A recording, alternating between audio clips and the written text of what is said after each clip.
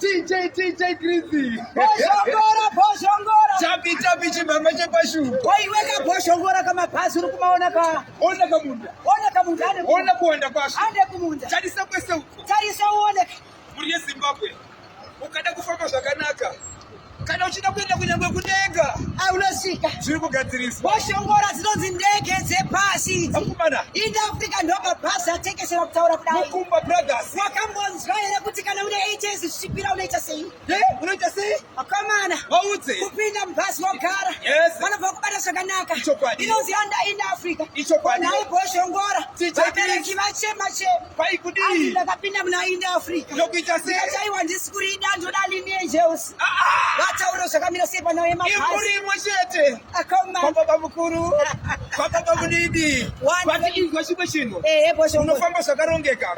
Ukapinda mana in Africa. Unofamba neconductor. Ugofamba nedriver. Pauri ipapo unenge une nhamba dzadriver nenhamba dzaconductor. Parinosumuka ari panoita munamato 10 euro she will be for. Akomana imi muri kuziva here kuti mweya muchene wamunofamba navo kachiti Africa yedu in Africa yedu uri kuziva kuti kuchiredzi uko nedzimbe chadzo dzakutokwira mubhasi akomana in Africa tapi ndakavataura kuti tine mabhasi amanyama ndege dzepasi izvo sikutaura kuti kwatiri kuita pane urongwa hwekuti pada kuti vadzisa muchadenga ichokwadi kana ukaenda kumarori ariko ichokwadi motokari diki dziriko vataurire aiwa kadi vambuiwe mawozodei akama chimhamba tapi chekusuka ndofamba neint Africa tora ndofamba nayo ndofamba neint Africa ndofamba nayo ndogara neint Africa ndogara nayo ndoupenyu hwacho kana kurara mumba mangu nechinotaura kuti inda Africa